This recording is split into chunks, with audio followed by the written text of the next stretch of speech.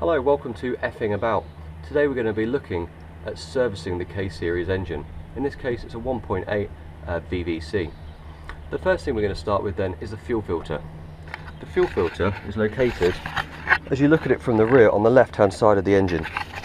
It's down here and it's this circular disc. This whole part here is the filter, and you've got a pinch off connector here, as well as on the other side. You're looking at it from this side, we've got a union down there that we have to undo.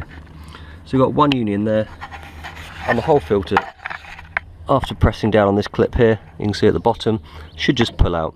Once it's out, you can undo this union because you need the two unions to go onto the new filter. I'm not going to do it in this instance because my filter doesn't need changing. Okay, the next thing we're going to look at then is the air filter. The air filter, as you look at it from the rear, again, is on the left hand side of the engine and it's next to the fuel filter. This big box just here. To remove the air filter then, all we do is pull up on these clips. 1, 2,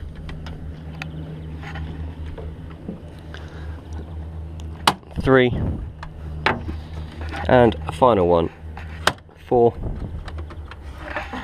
Making sure they're all out of the way.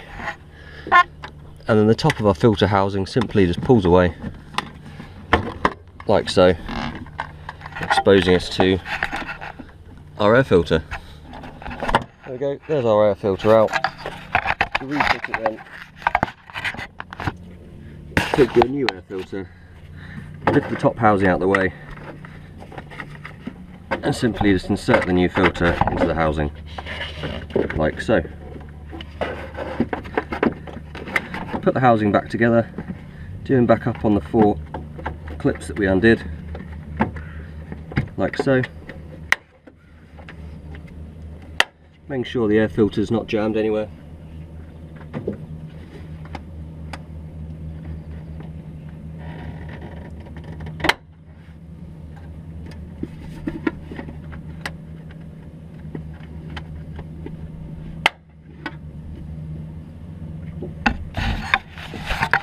And that's how we do the air filter. Nice and easy so far. I'm going to go a little bit more in depth now, and we're going to look at the spark plugs.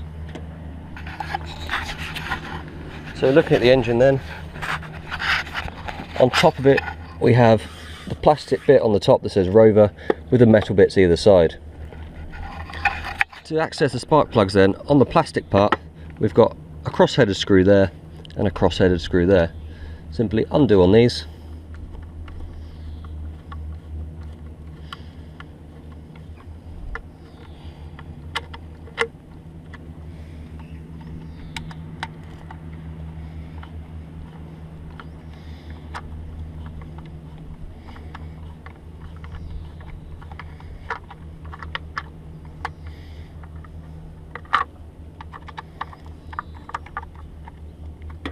There we go, and the plastic tray just moves out of the way.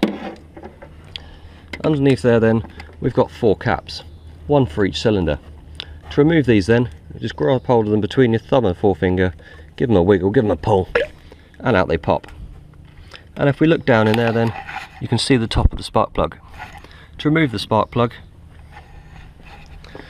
take the appropriate size spark plug removal wrench,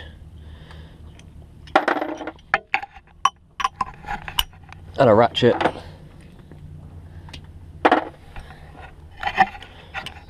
insert the removal tool onto the spark plug. You'll feel it click as it goes on. There we go. Put your socket on it and undo it as you would any normal bolt. Once your new one's in, put the new one in onto the tool, twist it in, and then you want to do it up reasonably tight but not too tight. Give your tool a wiggle.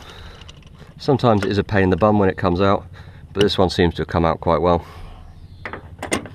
Then we're going to put the top back on, give it a push, and you can hear an audible click there, and that's it now, back on.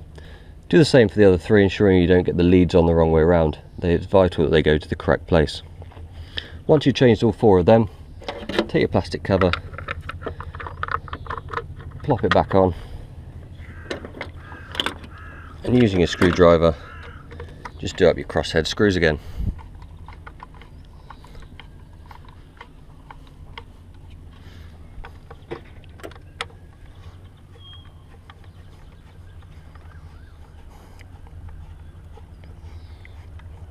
There we go, simple. Now all that's left to do is the oil system. Looking then from the engine on the top here, if you look right down, you've got a big metal component here, which is the alternator. Below that then, that my tool is pointing at, you have your oil filter. It's best accessed from underneath, using either a removal tool or a claw that you can get onto that and undo it, making sure there's something down there that can catch the oil. But before we remove that, then what we want to do is drain the oil out of the engine.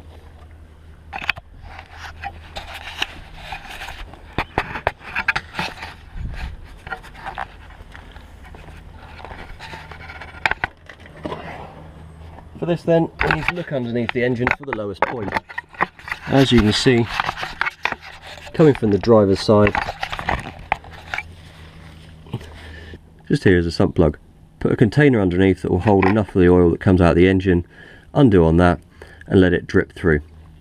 Once that's done then, change the filter, insert the sump plug back in and top the engine back up with oil. So there we go then, we looked at how to service the K-Series engine. It's pretty much the same for all variants of the K-Series. I hope you found this video informative and helpful. Please like and comment on what else you'd like to see.